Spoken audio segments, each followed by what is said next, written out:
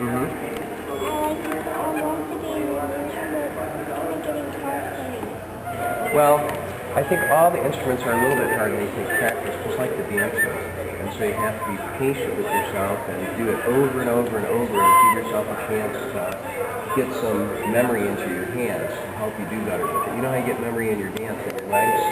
You know, and you do your point up and 1, 2, 3, 4. The first time it seems confusing and a lot of things to count, but then as your legs get some memory in them, it gets better and better. And the same thing will happen with your hands. They'll get some memory in them also, and then you'll get better with keeping the pattern for how you play the song. You ready to try? This one on top? This one on bottom?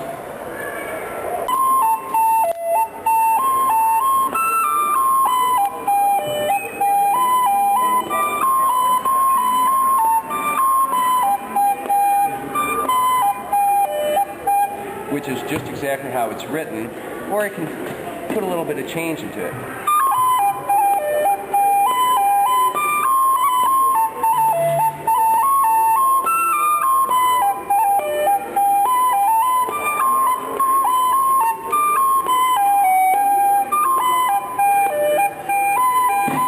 And then just, you know, flavor up the song just a little bit, but you do whatever it feels, what you feel. This would be a double jig.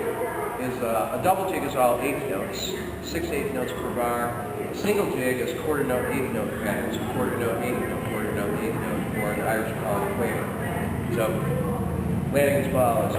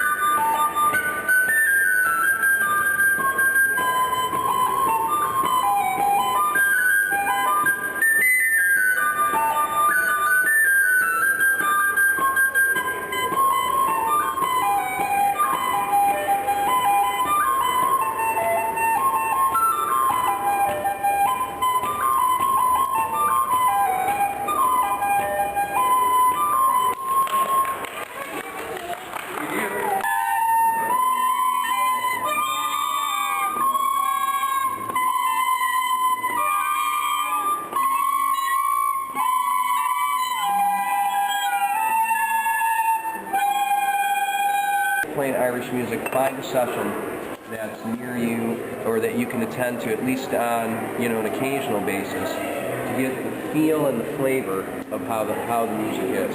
It's super important that you feel the music. All right, it can't just be a mechanical thing that you look at and read and toot out, you know, whatever the note.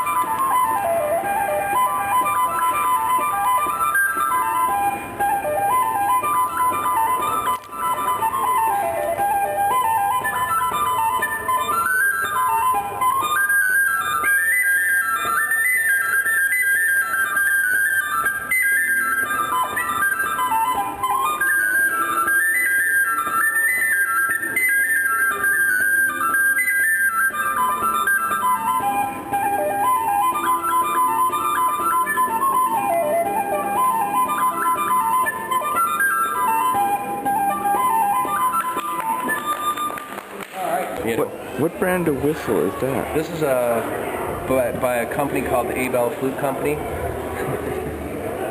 And they're in Asheville, North Carolina. Is it Blackwood? It is rosewood actually, but it's from the Blackwood family. And the reason, he makes them out of Blackwood, but when I first got this whistle like 10 or 12 years ago, he was waiting for the Blackwood to cure, you know, and I was like, well, how long? He's like, well, it's got 12 more months till it's done. And I said, well, geez, I don't want to wait 12 months. He said, well, I have rosewood. And I said, well, what's with that? You know, and he said, well, it's the same tree, it's got the same sound, but people don't like it. And I said, why? And he said, because it's got a pinkish tint to it. And I said, well, I couldn't care less about that. Send me that one then. And as you see, I mean, it's not really very pink. You know. Yes, sir. Just sitting in your house, the humidity changes. up and down, so to keep it nice and clean. The other thing that's nice is that it's tunable. You know, you can make the pitch a little higher or a little lower, depending on... But in what range? Half step? Pardon? Half step up down? Yeah, it might even go like a quarter of a step even. So if you're here...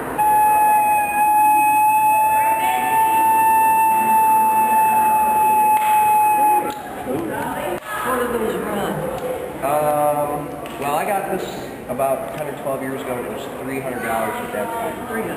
Yeah, so I'd imagine it's probably $500 today or something. I have no idea what they are. Unless the economy is 100 times more than that.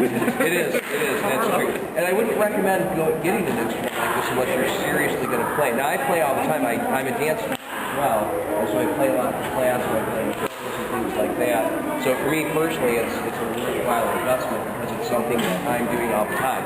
If you're going to tinker with the instrument, then I would definitely, I played a British made, you know, like the silver ones with the blue top, which is $10 whistle. I played that for probably a good 6 or 7 years before I finally decided I would, you know, try and actually it wasn't even this whistle, I got a Copeland whistle, if anybody's familiar with that. It's a fellow up in Philadelphia, and it's a nice, it's a nickel, it's made from nickel, this particular whistle, and I played that for about 8 or 10 years till I got this one done. And actually I play that one all the time. That one's great for outdoors because it's got a ton of volume. It also takes a ton of air. Give a plug. What kind of whistle is that? This is the Abel from Chris Abel, the Abel Fruit Company in Asheville, North Carolina.